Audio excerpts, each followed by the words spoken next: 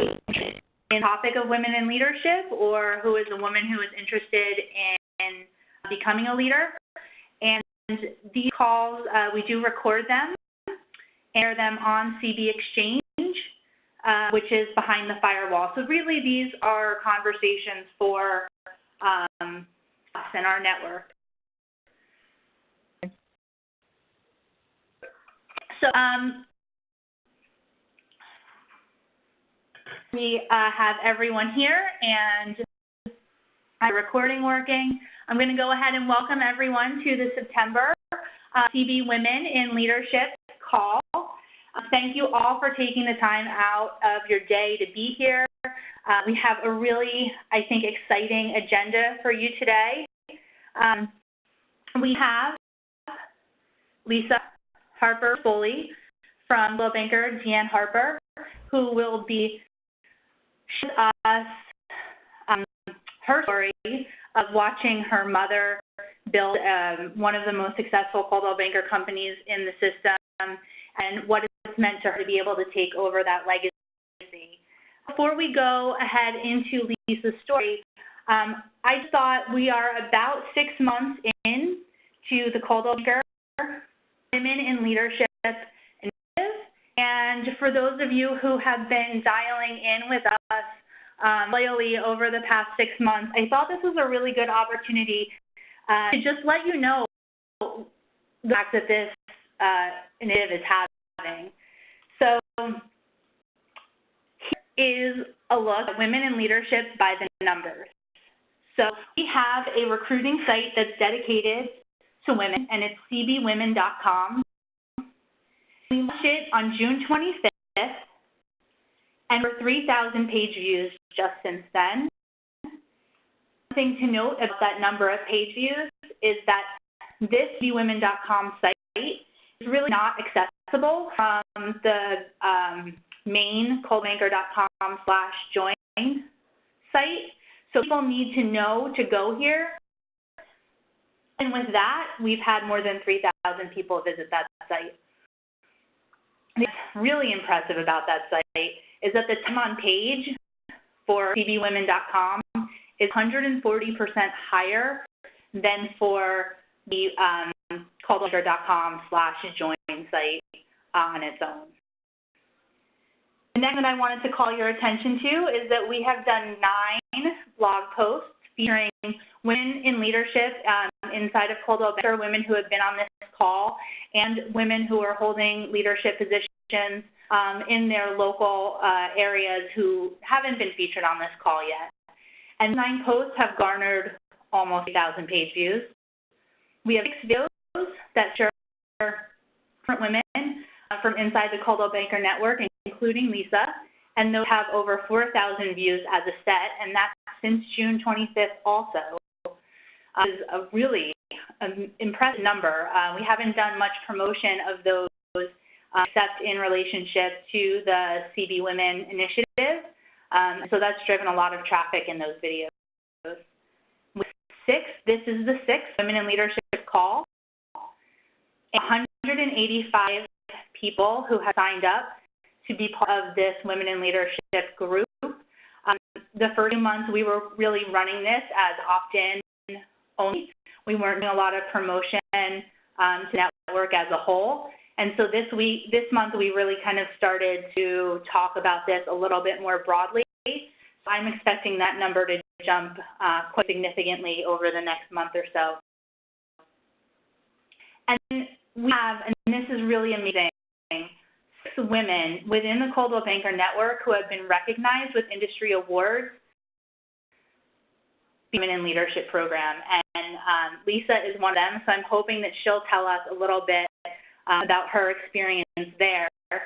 And we had 6 women who have been speakers at various real estate events. That's not counting Coldwell banker sponsored events, but industry events.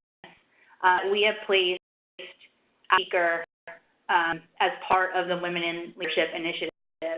So I would say in 6 months, I think that this is pretty great for something that started as a, well, let's kind of have a session and see how it goes and see if everybody likes it. So I'm going to show you some screen grabs. All of this is available for you to find. All of these videos that I have shown here are on the cbwomen.com. So you can find them really easily by visiting cb.com. This is our newest episode of NBC Open House, which we've been promoting for the last. So this was our Coldwell Banker Takeover episode. So there was a segment about our 30 under 30. There were 3 of our listings featured, and Leesa was on talking about Coldwell Banker and celebrating women in leadership. This is a look at some blog content that we have available. It can all be found on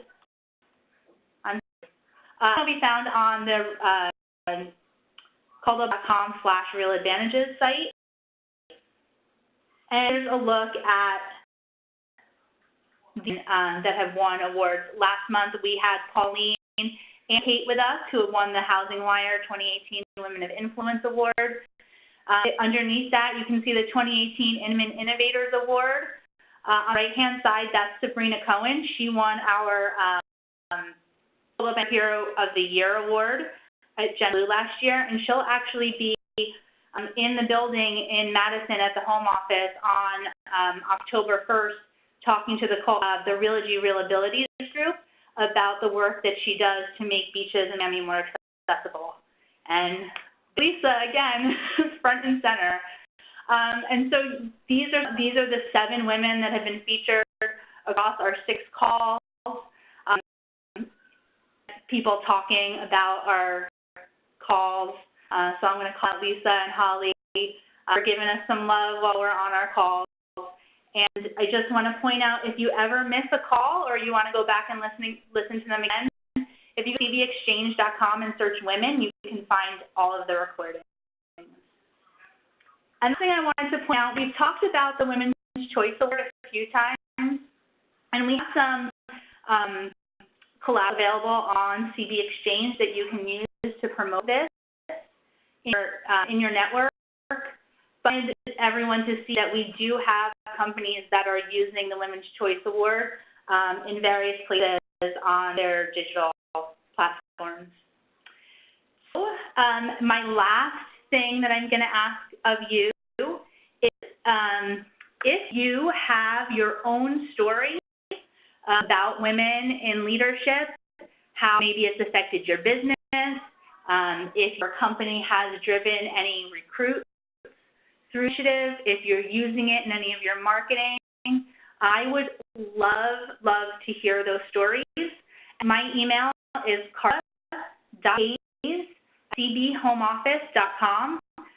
So shoot me an email, drop me a line, and I'd love to hear from you about how Coldwell Banker Women Leadership affected your business or your life in the last 6 months. So I'm going to move on now, and I'm going to introduce Leesa Harper, who is the president and broker owner of Coldwell Banker Harper. She's won her local 2018 Women's Leadership Awards from the San Antonio Business Journal. Featured on our NBC Open House. And joining Coldwell Banker, Harper, Leesa accomplished academic degrees. In 1981, Leesa graduated from Incarnate Word High School, from there Incarnate Word University with a bachelor's in accounting, a master's in education, and then a second master's from Texas A&M for special education administration. She enjoyed a career with the school district for 16 years as a teacher, administrator, and academic dean. In 2008, Leesa joined her mom in the family real estate business, spending 8 years as the executive vice president of management at Coldwell Banker Harper Realtors. She built their portfolio count in that time. And Leesa received her broker's license, and in 2016, Leesa was among the first graduating class of the Ascend Executive Leadership Program, which is exclusive to Realty brand-affiliated broker owners who are in the process of becoming a successor and plan to lead a company in the future. In 2016, Leesa launched the global luxury division at her company. And also in 2016, Leesa was promoted to president. And in 2018, she became broker-owner of Coldwell Banker Leesa Harper Realtors. She took the company forward with new visions and innovations, nothing less than exceptional. She has maintained a leading spot in real estate in San Antonio and the surrounding areas. Lee's San Antonio native, and she's lived there her whole life. And when she's working, she enjoys going up to the ranch and spending time with her family. So Leesa, welcome to the call. I think we're all really excited to hear from you a little bit more about your leadership, about what it was like to grow up and watch your mother build a successful company, what it's been like for you to step into that role and continue to grow a legacy brand inside of your local market. And, you know, what are some of the leadership lessons that you've learned along the way and some of the things that I'll take with us as we move forward? Okay, where would you like for me to begin? What's your favorite part of your story? I've heard.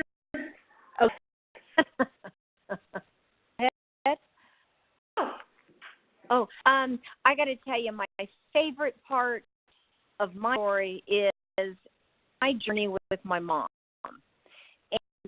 And let me address something right away. People always say, you know, stop calling her mama, address her by her first name in public, blah, blah, blah. You know what? Everybody knows she's my mother.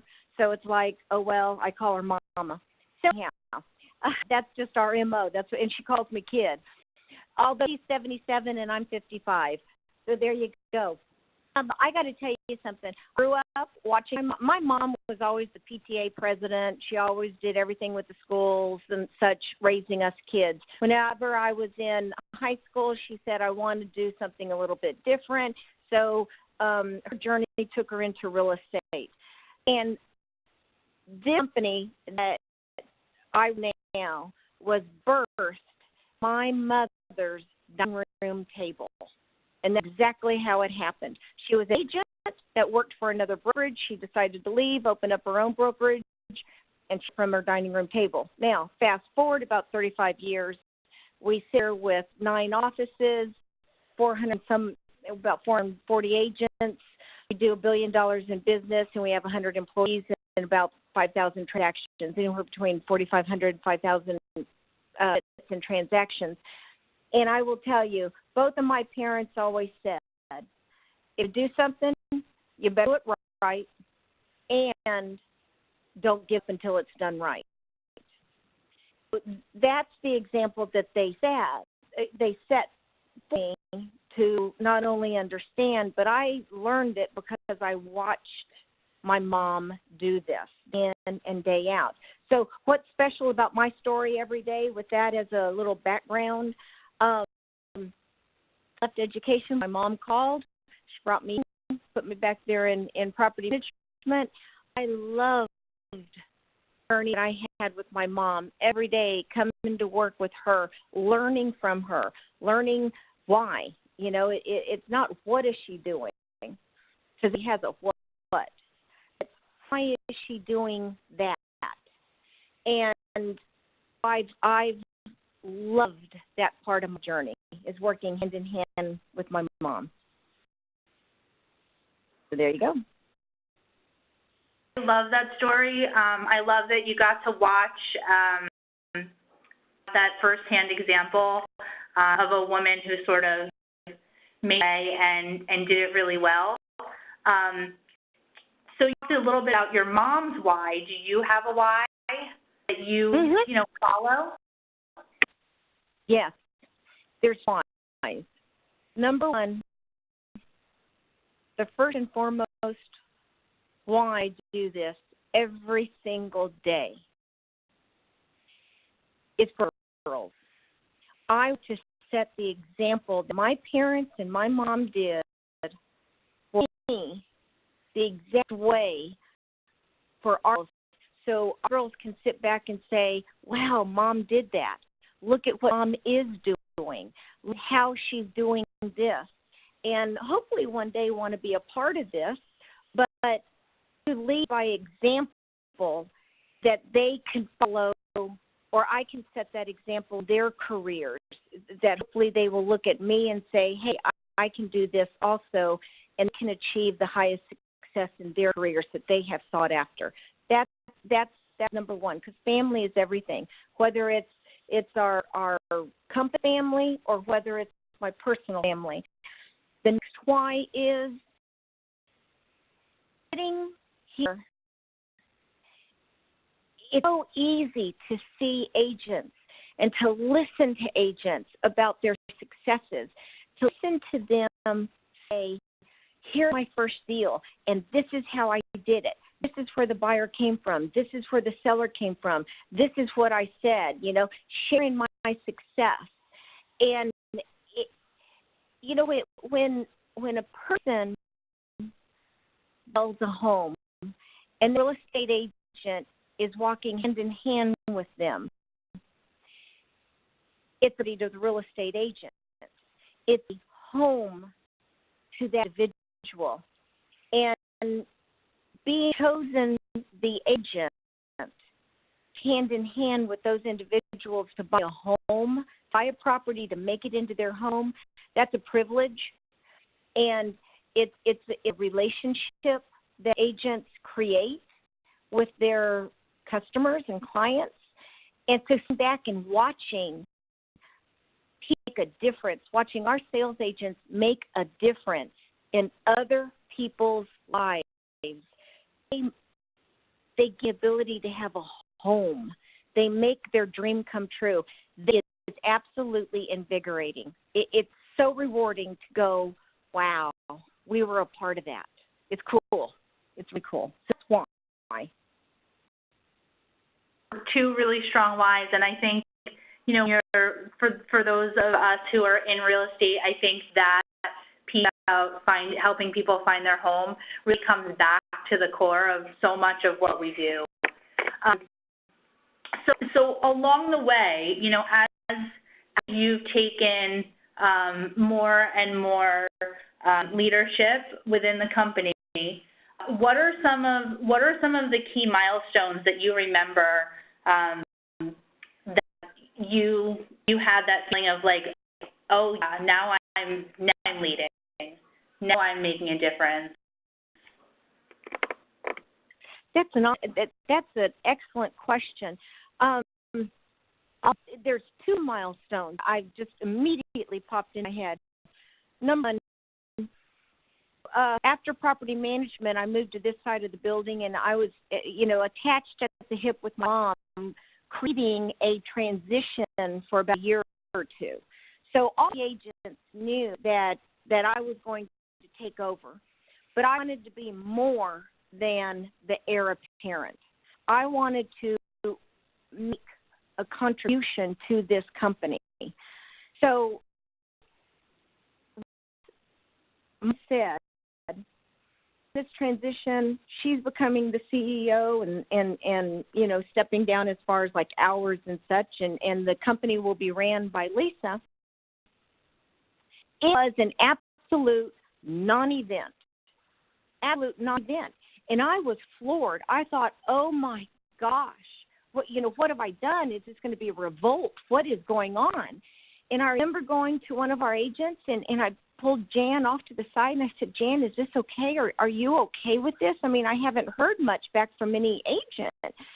And she says, her response was, Leesa, it's time. And it just absolutely floored me that, you know what, it was a non-event because it already was happening, and it was accepted, because if it wasn't accepted, agents have a really loud voice. They'll let you know. So it made me feel good. The second time, I thought, okay, I'm doing good. I've contributed. I can tell you I've done X, Y, and Z, ABC with the company, etc. But last year at the awards banquet, unbeknownst to me, management team had orchestrated and had asked my mom to come in, and they did a passing of the baton ceremony. And my mom passed me the baton and said, "Kid, you're going to be broker of record. I'm done. This is my last awards banquet that I'm going to. You make me proud every day. Thank you." Those agents stood up and they applauded. And a lot of them had tears in their eyes. And they weren't only applauding for my mom, they were applauding for me. And that will always remain so poignant in memory. And that's whenever I knew, I'm doing this. This is okay, and I can do this. So it was really a confidence-building event for me. Wow, that's nice that they did that for you. And I can imagine that was probably a pretty emotional moment. I bet there were a few tears. When you're looking back at, you're a woman who is taking over for another woman in leadership. So my assumption, and correct me if I'm wrong, would be that you're not necessarily running up against issues with, people questioning your fitness as a leader because you're a woman. And clearly they didn't question your fitness as a leader because they accepted you so readily and so wholeheartedly. I am interested to know if you ever feel like a woman, things that you do as a leader that having experience of a woman watching your mother lead, has that changed your outlook on being a leader yourself? Well, I'll tell you, being a woman and being a leader, I can tell what I'm up against. San Antonio is the 7th largest metropolitan city in the United States. We have one woman builder, I should say, and that I even know of. All other builders are men-owned companies. Everyone. Being a woman in this industry, it's interesting whenever you're going up against or with a man who's the builder. It's when I know that when I am in those conversations with men, to have my very best A game there, because our builder sector in San Antonio is male dominated. That's interesting. I heard a quote, I believe, from Madeleine Albright that said, "There's room for mediocre men, but there's no room for mediocre women." And your comment just made me think of that.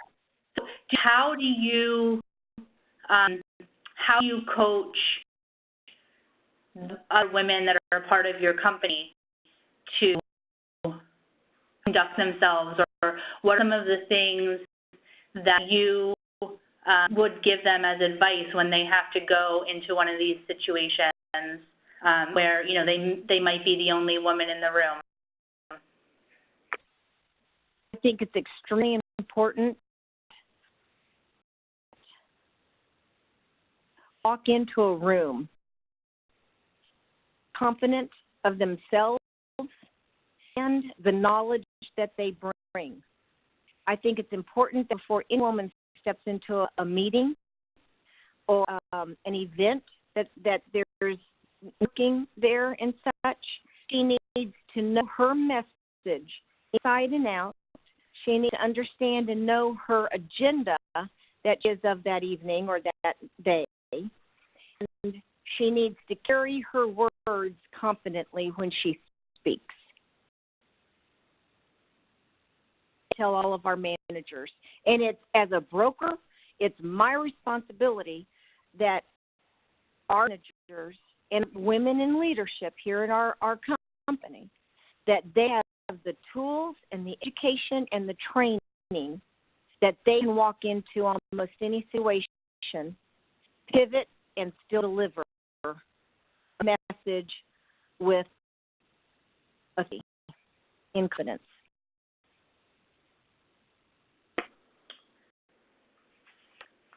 So for a woman who maybe hasn't quite found that confidence, who hasn't quite found that voice, do you have any tips or tricks? Do you share a story of when you had to sort of find that voice for yourself? Tips and tricks. First thing that went into my mind is passion. You got to love what you're doing as a woman. You have to love what you do every single day. Period.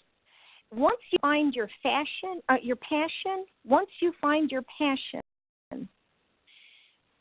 wanting knowledge will become heightened, and delivery of that knowledge will begin with such confidence. You gotta want to do this. You have to want to walk in the shoes that you are walking in. And I got to tell you something. The rest of my story, or the story that you told in the very, very beginning of my career as an educator, and I'm with my mom, and then I went to property management, and bingo, here I am as a president. Nowhere in your verbiage or in that introduction did you say, and I sold blah, blah, blah in production for how many years? You know why? I have not sold one single property myself. I haven't sold any of my own homes, but not walked in the agent's shoes. Now, let me tell you something. When I came to be vice president over here and then into the presidency, I was so self-confident, or so self-conscious that how can I continue the legacy that my mother has built with people doubting pins and vision because I've never walked in their shoes. I'm going to tell you, I've worked my rear end off, establishing my confidence and their respect. How I've done that is I've read how many umpteen books. I talk to all of our agents, and you can talk to someone. You're not talking with them unless you're hearing them. And then you expose yourself to all sorts of different industries, industry leaders and organizations and such, and listen to what they say and how they say it. So it's been a journey to get where I am, and it's also been a journey for me to sit here and say, yes, I'm leading this company and doing it competently, and I have the respect of every single agent we have on board. I'm very proud of that. But it's been with those long, long hours and a lot of listening. You know, you passion, and you very clearly do have passion. Before, when you were talking about how it's your job to make sure that your managers feel prepared and they can walk in and pivot, I could feel that passion coming off of you. And so I also really appreciated hearing that, you know, there was a lot of hard work to get to this place, because I think as women, sometimes we often feel like either good at something or not good at something. We're smart or not smart, pretty or not pretty, and put those things on ourselves, and just we look at other people who are doing something that we admire and assume that maybe it was easy for them, or maybe they are just inherently more confident than we are. So to me, that's a really valuable thing to hear from someone as successful as you are, that it took, you know, your time and your hard work to develop that confidence. In your, you know, former career before you moved into real estate, was in education. Is there anything in your education background that you brought to what you do now that's helped your leadership style? Yes, there's two things from my education background that has helped. One is psychology, and two is team building. So the psychology aspect is being with special education, and then the academic dean part also. There was a lot of training that I undertook, and from simple things as in language, understanding the shifting of the eyes, understanding when a person folds their arms, understanding when they push away from the table or desk. Those things, I think, really helped me be aware of people, how to deal with people, and also learning styles. Learning styles is very, very important, because how you learn is not how you learn and the next person learns.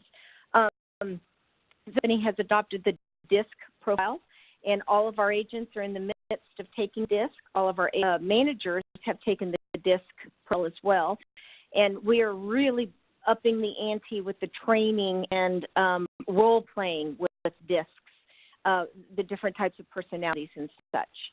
So most definitely, those have been the two areas that are with me. The psychology, additionally, in psychology, is how to talk to people, how you can have how to talk to people, and then it's your attitude also. Because how to talk to people is you can understand, or you can listen to someone give a rebuttal, but it's your attitude, how you handle that negativity.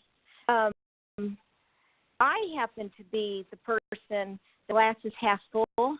I happen to be the person that says, ooh, that's not an obstacle, that's a challenge. That's an opportunity. How are we going to take that challenge and make it into an opportunity? And I have the can-do attitude. Attitude is by a choice.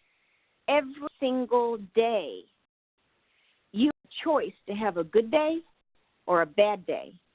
And my attitude is that way out of choice every morning. And to kind of deviate, I got to tell you, I read a book one time. It's written by Wayne Dwyer. And the title of his book, it's a self-help book. And the title of his book is Change Your Thoughts and Change Life. I saw it on an end cap at Barnes & Noble. I bought it. I took it home. I set it on my nightstand because I was going to read that book. And I tell you, I never read that book. It sat on my nightstand for about 5 years. And I looked at that title every morning when I got up. And I looked at that title every morning when I went to bed. And I'm convinced change your thoughts will change your life, and I believe that I am a testament to that.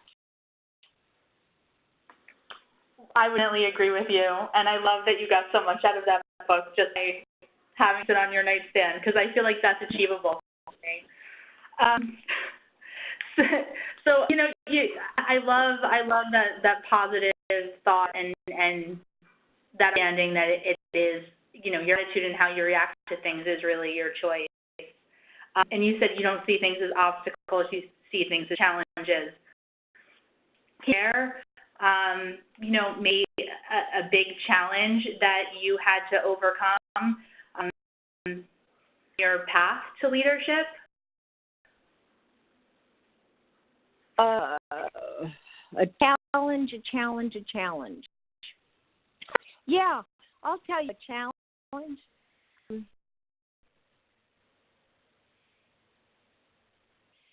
A challenge that I incurred early on was evaluating our management team and then making the very, very difficult decision that there were 2 people that we needed to replace. Challenging because a person takes away another person's job, take away their livelihood to provide for the family. That challenge of making that decision is something that I struggled with. I knew I had to do it. I knew to do it. This is the problem. I wrestled with the decision. What I learned about it is I wrestled with the decision terminating 2 managers, and I wrestled with it way too long. I'll never do that again. But managers look to me to say, fix it. Why are you letting that go on? This is not right. You know, you're holding me to one standard and you're not holding them to the other standard, or not to the same standard. Now, but that struggle that I incurred was definitely a leadership change moment for me. That I failed as a leader at that point. Should have made that decision, made it swiftly, and on leadership in our roles where we were going. So I learned from that challenge that I failed at. Imagine that that's a really hard position to be in. So we are closing in on the end of the hour. This has gone so incredibly fast. I have a couple of questions left for you. They're pretty short ones. Is there anything that you want to share with the group before I ask you my last question? Be passionate about something, you know, and you don't have to have one passion in your life. I am passionate about this company and what I can do and what I am doing in this company. I love it. You know, this 3 years ago, and I would have said I'm scared to death. That's exactly what I have said. I have said publicly many times, I want to make my mom proud of me, and I don't want to embarrass my agents. I've said that 1,000 times. But be passionate about 1 or 2 things. And you know, you can have passion about your family, you can have passion about a hobby, but you can also have passion about what you do every single day. And life is way too short, honey, way too short not to have good things and good passion in a good direction. So one of my last questions to you was going to be, what advice would you give to your 22-year-old self? But I don't know, that kind of sounds like it. You know what I would tell my 22-year-old self is, I would down and I would say, the world is wrong with you. Why do you think that you can't do what your mom has done? Why do you think you can't do? My father had a PhD and was a school superintendent. If I had followed in his footsteps, you know, I would have hopefully wanted to become a school superintendent, the height of the career there. I would sit myself down and say, don't sell yourself short, kid. You can do it. You know, the problem you got in life is you and your attitude. That's to my 22-year-old self. Get with it. Yeah, I like it. I think we can all stand to that. Okay, so these are the last 3 questions.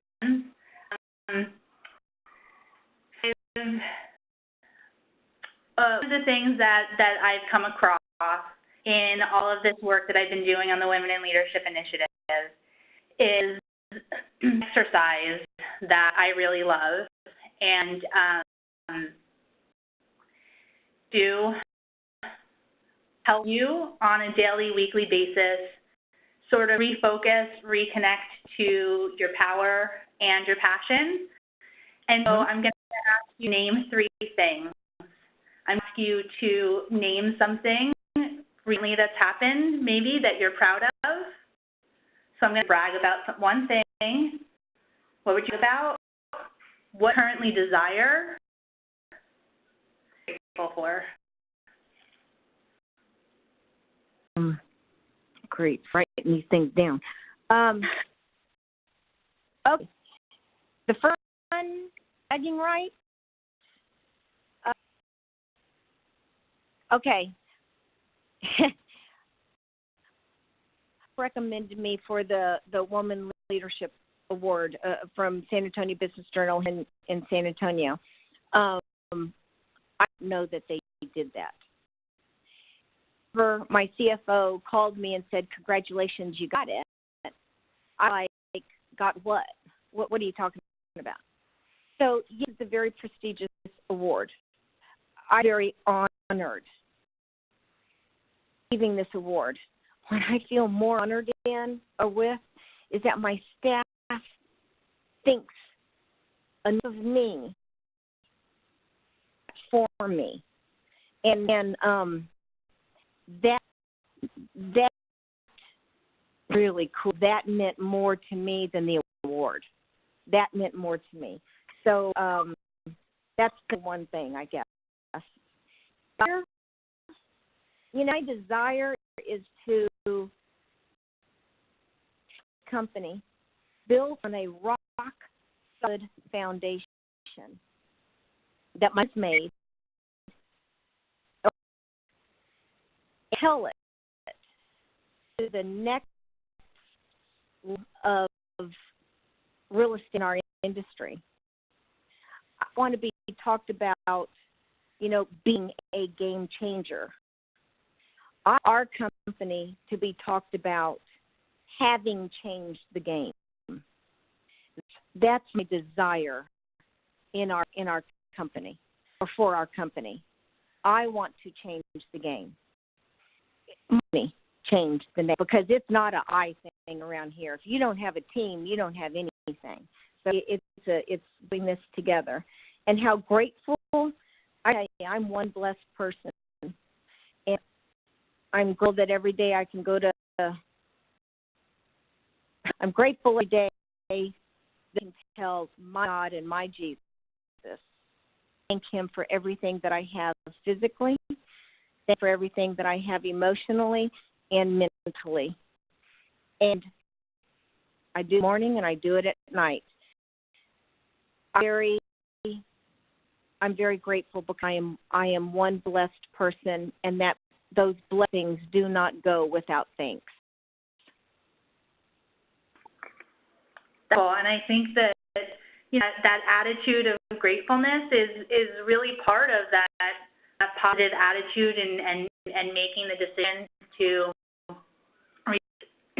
you choose to react to the things that happen in your life, and when you can remember how grateful you are even at the beginning and the end of every day, that's powerful.